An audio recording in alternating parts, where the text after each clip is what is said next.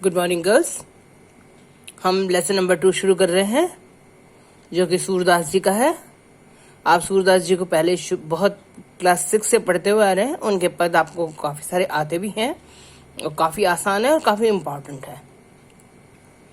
कृष्ण और यशोदा के बीच की जो भाव भंगिमाएं हैं उनको सूरदास जी अपने कविताओं के द्वारा वर्णन कर रहे हैं।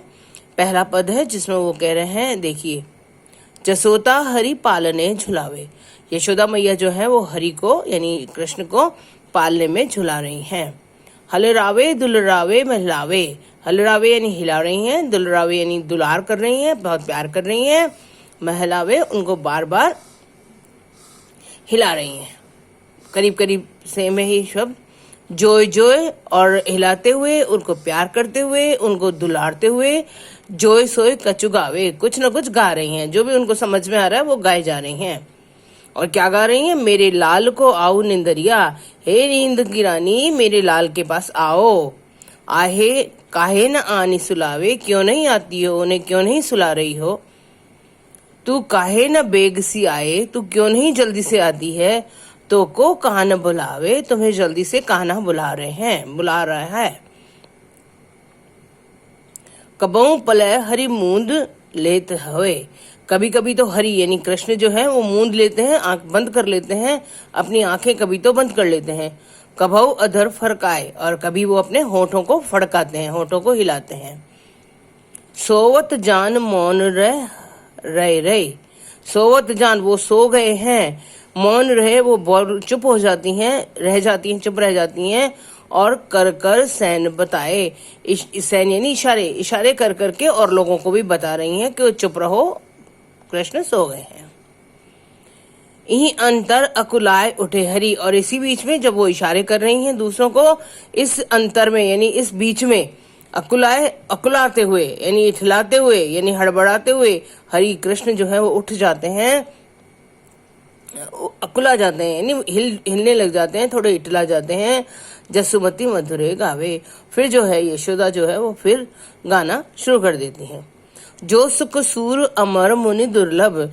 ये जो मातृत्व का जो सुख है, सूर यानी सूरदास जी कह रहे हैं अमर मुनि दुर्लभ, ये देवताओं और मुनियों के लिए भी दुर्लभ है। सो नंद भामनी पावे। ऐसा सुख जो है वो नंद की भामनी यानी नंद की जो पत्नी है उन्हें मिल रहा है, वो पा रही हैं। ये एक पद खत्म हो गया। इसमें कृष्ण जो है वो जानबूझकर ऐसी अटकेलियां और ऐसी एक्टिंग और इस तरह की अपनी कृतित्व कर रहे हैं, अपनी कुछ अटकेलियां कर रहे हैं, जिससे कि यशोदा मैया को बहुत मजा आता है और उनको बहुत आनंद मिल रहा है। दूसरा पद है किलकत कान यानी किलकत यानी ठुमक ठुमक कर आ रहे हैं। घुट रेवन आवत, घुटनों के बल, किलकारी भरते हुए घुटनों के बल जो है वो कृष्ण चल रहे हैं। मणिमय कनक नंद के आंगन। मणियों और कनक यानी सोने से भरा हुआ है नंद का आंगन। नंद का जो आंगन था, उस जमाने में सोने चांदी की बहुत ज्यादा वैल्यू नहीं होती थी आज की तरह। तो नंद जो है वो अपने खुद के गांव के मुखिया थे, तो उनके पास अच्छा सा पैसा था, तो उनका जो आंगन है वो बहुत ज्यादा पूरे सोने और मणियों से लदा हुआ था। बिंब पकड़िए धावत। और उन मणियों में और उस सोने के आंगन में बिंब यानी अपना प्रतिबिंब जो उनको दिख रहा था कृष्ण को, उनको पकड़ने के लिए धावत यानी भाग रहे हैं, उनको पकड़ने के लिए वो भागते हैं। कबहू निरख, कभी कभी तो देख लेते हैं आप छाओ को, अपनी खुद की छाया देख लेते हैं। पकड़न को चित चाहत, और उनका जो दिल है वो उसकी अपनी खुद की छाया को पकड़ना चाहता है। किलक हंसत राजत दे दतिया। और कभी किलकारी भर के हंसते हैं तो राजत यानी दिख जाते हैं, दतिया यानी उनके आगे के 2 दांत दिखने लग जाते हैं। पुनि पुनि तिही, और उनको बार बार जो है अवगाहत, बार बार अपनी छवि को देखते रहते हैं और अपने हंसते रहते हैं और अपने दांत उनके जो दांत है वो दिखते रहते हैं। कनक भूमि पर, वो जो सोने की जो भूमि है, सोने का जो फर्श है, कर पग छाया, उनपे उनके अपने खुद के हाथों की, अपने खुद के पैरों की उनकी जो छाया है वो पड़ती रहती है। और ये उपमा एक राजत इसके ऊपर केवल एक ही उपमा, एक ही अलंकार, एक ही उदाहरण इसके ऊपर सूट करता है, मतलब एक ही उदाहरण इसके ऊपर सही लगता है। वो ये है कि उनके जो हाथ और पांव हैं, उनकी जो छाया है वो बिल्कुल इतनी ऐसी लग रही थी जैसे प्रतिकर प्रतिपद प्रतिमन वसुधा। ऐसा लगता है वसुधा यानी धरती, प्रतिकर प्रत्येक कर प्रत्येक पद, उनका जो प्रत्येक कदम है उसको एक मणि की तरह, जो वसुधा यानी धरती जो है वो उनके पैरों को, उनके हाथों को ऐसा दिखाना चाहती है मानो कि वो एक एक जो मणि की तरह उनको दिखाना चाहती है। कमल बैठ की साजत, बिल्कुल कमल की तरह उनका जो एक एक पैर है, वसुधा यानी धरती में कमल की तरह उनका एक एक पैर, एक एक जो हाथ है उनका, उसकी छाया जो है वो समा जा रही हो, ऐसी इस तरीके से कवि उसकी उपमा दे रहे हैं। बाल दशा सुख निरख जसोदा। यशोदा जो है वो बाल सखा, बाल दशा, बालक की ये दशा, जो उसका जो सुख है उसको देख देकर यशोदा जो है वो पुनि पुनि नंद बुलावत, बार बार नंद महाराज को बुला रही है कि आओ आओ, देखो यशोदा की, उसकी कान्हा की हरकतें देखो, कान्हा बहुत अच्छा लगेगा, आओ आओ। उसके बाद आंचल तले ढाके, उसके बाद उनको अपने गोद में लेकर अपनी आंचल से ढक देती हैं। सूर के प्रभु, और सूरदास जी कह रहे हैं प्रभु जननी दूध पिलाती, और उसके बाद उनको पियावती, उनको अपने आंचल में ढककर अपनी गोद में लेकर उनको दूध पिलाने लग जाती हैं।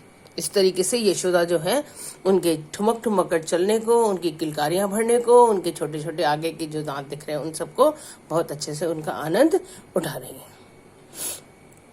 तीसरा पद है मैया हो न वैरहूं गाय। मैया हो न, मैं नहीं, हो यानी मैं नहीं चराने जाऊंगा गाय, यानी गाय को मैं चराने नहीं जाऊंगा। सिराही ग्वाल घिरावत मोरो, सारे के सारे सियर यानी सारे के सारे ग्वाल बाल जो हैं, ग्वाले जो हैं वो घिरावत मोसो, मुझे घेर लेते हैं। मेरे पाई पिराए, मुझे घेर के और मेरे से सारी गायें चरवाते हैं, इसलिए मेरे पाई पिराए, जो मेरे पैर हैं वो दर्द करने लग जाते हैं, इसलिए मैं गाय चराने नहीं जाऊंगा। जो न पते, यदि विश्वास ना हो पूछ बलदाहू, तो बलदाऊ से यानी बलराम जी से पूछ लो। अपनी सिंह दिया है, अपनी खुद की कसम दिला के उनसे पूछ लो। यह सुनी माँ जसोदा ग्वालन, यह सुनकर के जो माँ यशोदा थी वो ग्वालन गार देते जाए, उन सारे ग्वालों को गारी यानी गाली देने लगी, देती यानी देने लगी, रिसाई यानी गुस्सा होकर ये सुनकर यशोदा माँ गुस्सा होकर सभी ग्वालों को गालियां देने लगी।